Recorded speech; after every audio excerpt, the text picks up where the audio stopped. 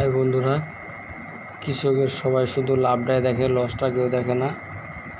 সেই কৃষকের লস কীভাবে হয় সেটা আজকে আমি তোমাদের মাঝে তুলে ধরবো। এটা মূলত আমি বর্ষাকালীন বেগুন চাষ করেছিলাম। এই বেগুন গাছগুলো কত বড় হয়ে গেছে, কিন্তু বেগুন গাছে একদমই ফল নাই। এটা রেখে আমার বর্তমানে কোনো লাভ নেই, এটাকে কেটে পরিষ্কার করতে হবে। এই দেখো, গাছ কাটা শুরু করে দিয়েছি। বেগুন গাছগুলো এখন সম্পূর্ণগুলো কাটতে হবে।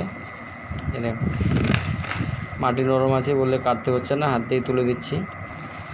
ঠিক আছে, পুরো গাছটা উঠে যাচ্ছে সহজেই। দেখো, পুরো জমিটা এখন সম্পূর্ণ গাছগুলো তুলে পরিষ্কার করতে হবে।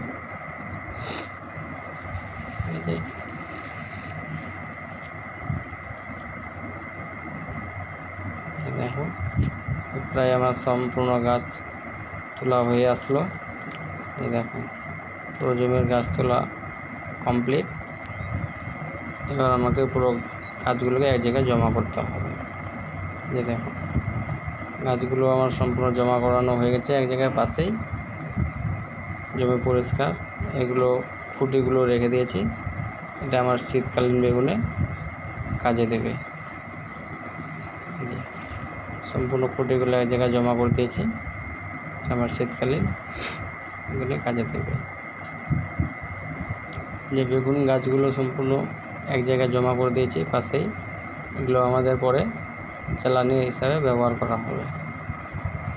ঠিক আছে, মাঠের চারিদিকের সৌন্দর্যটা দেখো কত সুন্দর লাগছে।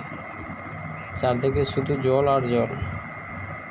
ঠিক আছে, দেখো চারদিকে জল, মধ্যে আমার জমিটা উঁচু আছে, ওটাতে সবজি চাষ করতে পারছি। তো ঠিক আছে বন্ধুরা, বাই। আবার পরবর্তী ভিডিওতে দেখা হবে। সবাইকে শুভরাত্রি।